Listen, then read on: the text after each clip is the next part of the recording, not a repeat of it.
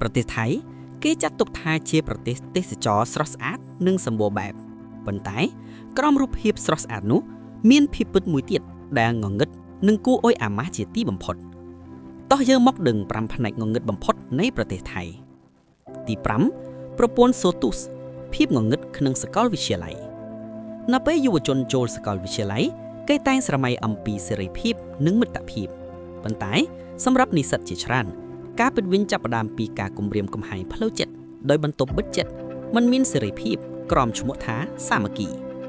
ប្រព័ន្ធ SOTUS ត្រូវបានគេប្រើដើម្បីគ្រប់គ្រងមិនមែនដើម្បីអប់រំអ្នកជំនាញបញ្យល់ថាប្រព័ន្ធនេះមានឫសគល់ពីការបណ្ដុះបណ្ដាលយោធាដែលជឿថាត្រូវបំផ្លាញអត្តសញ្ញាណមុនទើបអាចបង្កើតក្រុមបាន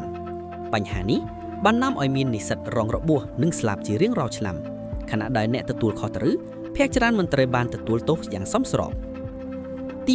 4ប្រទេសថៃជាចំណុចឆ្លងសត្វព្រៃខុសច្បាប់លំដាប់ពិភពលោកក្នុងភ្នែកអ្នកទេសចរប្រទេសថៃសម្បូរដោយធម្មជាតិប៉ុន្តែសម្រាប់អង្គការអក្សរជនអន្តរជាតិប្រទេសថៃគឺជាច្រកសំខាន់នៃការជួញដូរសត្វព្រៃ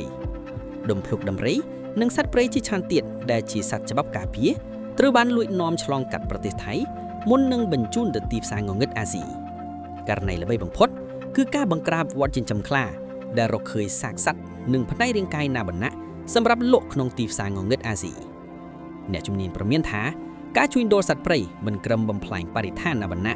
អាចបង្កជំងឺរាតត្បាតថ្មីៗដោយដែលពិភពលោកធ្លាប់ឃើញមកហើយទី3ភាពមិនស្មើគ្នារបាយការណ៍អន្តរជាតិធ្លាប់ដាក់ប្រទេសថៃក្នុងចំណោមប្រទេសដែលមានភាពមិនស្មើគ្នាខ្ពស់បំផុតប្រជាជនមានទ្រព្យសម្បត្តិ 1% កាន់កាប់ទ្រព្យជាងពាក់កណ្ដាលប្រទេសអគារខ្ពស់ធំប្រណិតឈរជាប់ទន្មន់រីកចម្រើនមនុស្សម្នាក់ចំណាយអាហារមួយពេលដោយលំបាកខណៈពេលប្រជាជនមួយផ្នែកទៀតត្រូវខ្ចីប្រាក់ដើម្បីជីវភាពក្នុងការរស់នេះគឺជាបញ្ហារចនាសម្ព័ន្ធដោយបង្កើតវដ្តភាពក្រីក្រពីជំនាន់ទៅជំនាន់ទី2គ្រឿងញៀននៅតំបន់ខ្លះនៃប្រទេសថៃថ្នាំញៀនមួយគ្រាប់មានតម្លៃថោកជាងទឹកមួយដបប្រទេសថៃគឺជាផ្លូវធំគ្រឿងញៀនអាស៊ីអាគ្នេយ៍អ្នកជាប់ពន្ធនាគារជាង 80% ពាក់ព័ន្ធនឹងករណីគ្រឿងញៀនការចាប់អ្នកប្រើប្រាស់ដាក់គុកមិនបានបញ្ឈប់បញ្ហាប៉ុន្តែបានបង្កើតវដ្តក្រឹតកម្មថ្មី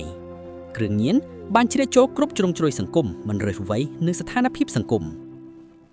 ទី1ការជួញដូរមនុស្សភាពអាម៉ាស់ជាតិក្រោមភ្លើងពណ៌ស៊ីវិល័យប្រទេសថៃត្រូវបានសារព័ត៌មានអន្តរជាតិខ្លះហៅថា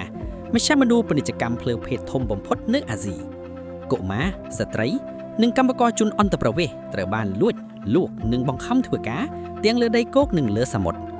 កម្មករនេសាទខ្លះត្រូវធ្វើការជាង20ម៉ោងខឹងមួយថ្ងៃឈឺក៏មិនអនុញ្ញាតឲ្យឈប់សម្រាកអ្នកជំនាញបញ្ជាក់ថាអំពើពុករលួយគឺជាចំណុចសំខាន់ដែលធ្វើឲ្យការជួញដូរមនុស្សនៅតែបន្តកើតមានសូមបញ្ជាក់ថា